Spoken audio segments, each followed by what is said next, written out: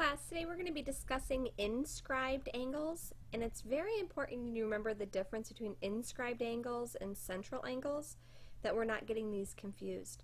So an inscribed angle has the vertex of the angle on the circle. If you remember, like when something's inscribed, all the vertices are on the circle. So in this case, angle R is an inscribed angle. And then if you can think about those being like, I think of always like laser beams or something. If you can think about like how that angle would like cut the circle, it has this arc here. The intercepted arc is the arc that the angle kind of intersects or cuts off of the circle. This intercepted arc for inscribed angle R would be QS. So there are a few different cases of ways you can have an inscribed angle. You could have one of those be the diameter and then an inscribed angle coming off of that with just another chord. It could be that P is on the inside or P is on the outside of that inscribed angle. All of these angles are inscribed angles. And there's a very special relationship between these two things that I want to show you with this illustration. We are going to be doing this in class, but just in case you're working ahead or miss the day in class, we can go ahead and do this, or you can locate the website here and you can try it on your own. So angle D here is an inscribed angle, and then you can see the blue arc is its intercepted arc. As I move point D around, or I could even like change that arc, you can notice that this angle's not really changing. What I'm going to do is I'm going to lock this into position and then drag this over there. And spin that one around and drag it over. What did you notice about that? Did you see that I had to do that for that angle 2 times to get to be that central angle? If you remember from before, that central angle is always the same as the arc.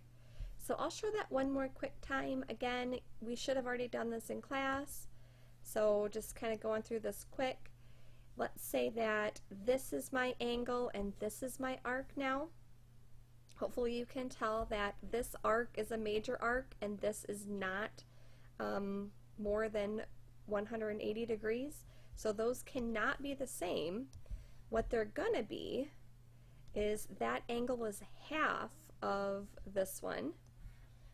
And if you drag that over there, it's exactly half because 2 of those angles equal that arc. I'll show it to you here again. So what I just illustrated was the inscribed angle theorem. The inscribed angle theorem says that the measure of the inscribed angle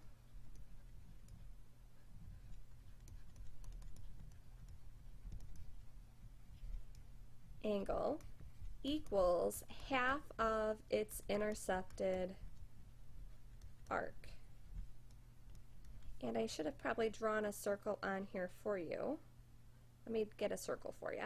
And if I draw in an inscribed angle, like this is angle 1, that's going to be half of whatever that arc is. So the measure of angle 1 is going to equal half of the measure of arc AB.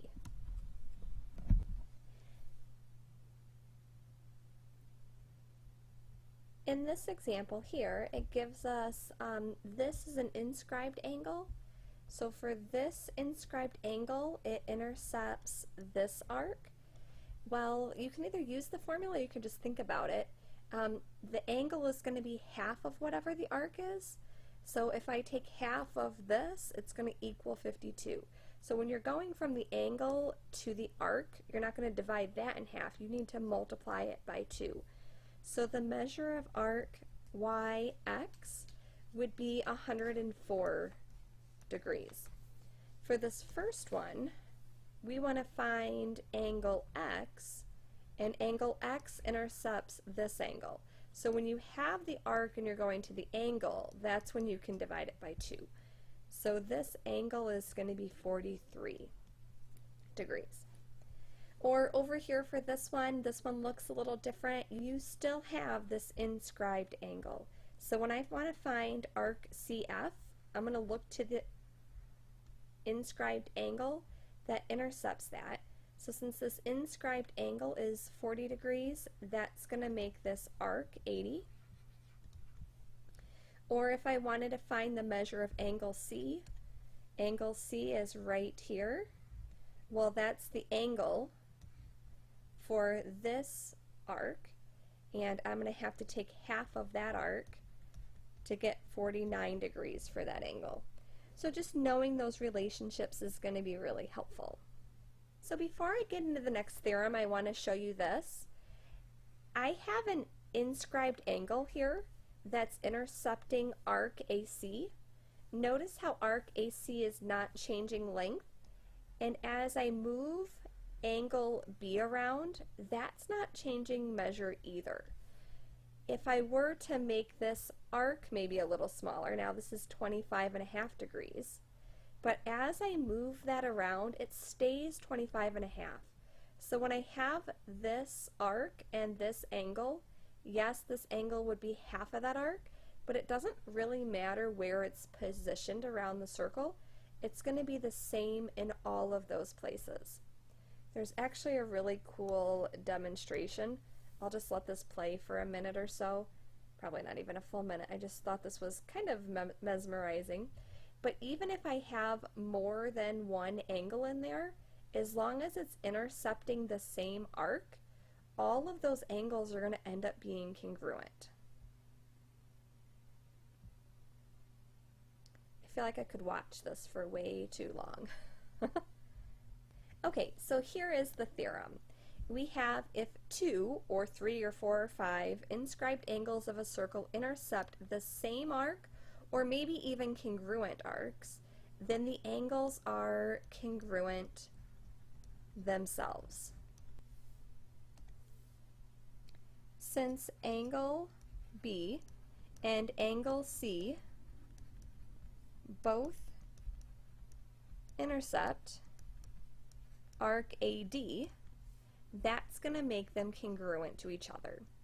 So sometimes just gets a little confusing to see in the picture until you realize what's happening. It says we want to find angle R, the measure of angle R. Well, angle R is intercepting arc TQ, but so is angle S. Both of those angles are intercepting the same arc. That's going to make those two angles congruent to each other. So I'm going to set 12x minus 13 equal to 9x plus 2, and then I can solve that for x. X is going to be 5, and then, as I've said like 100 times, make sure you always read what the question's asking of you. I got to take that 5 and plug it back in. So 12 times 5 is 60, minus 13 is going to be 47, and that's the angle, so I would say that that's 47 degrees. Just like in the last section, if there's going to be one spot that students have the most questions on, it's probably going to be here when we're talking about inscribed polygons.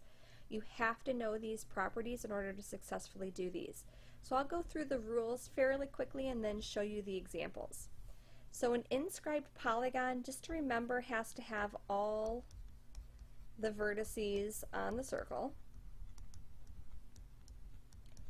And there's two types that we're going to look at. We're going to look at triangles where one of the sides is the diameter. Well, think about what that would mean. If one of these sides is the diameter, then that's going to make this arc a semicircle, or this arc would be 180 degrees. And if that arc is 180, then that's going to make this inscribed angle 90. And if this inscribed angle is 90, this is going to be a right triangle.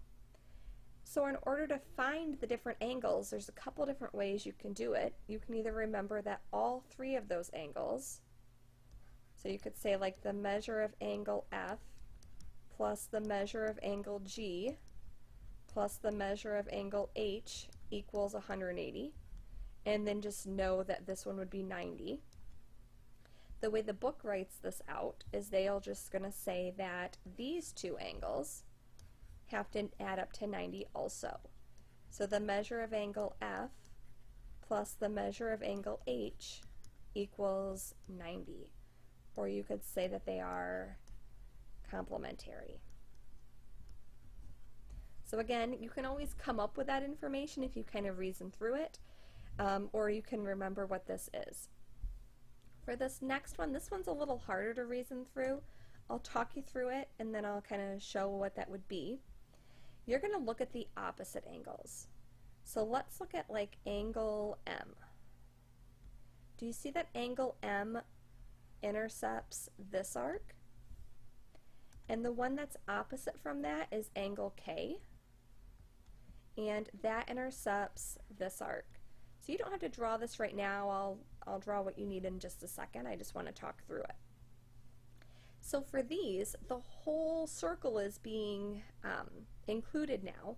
So since the whole circle is 360 degrees, and each of these are going to be half of that when you add them together, that's going to make each of those have to add up to equal 180 degrees.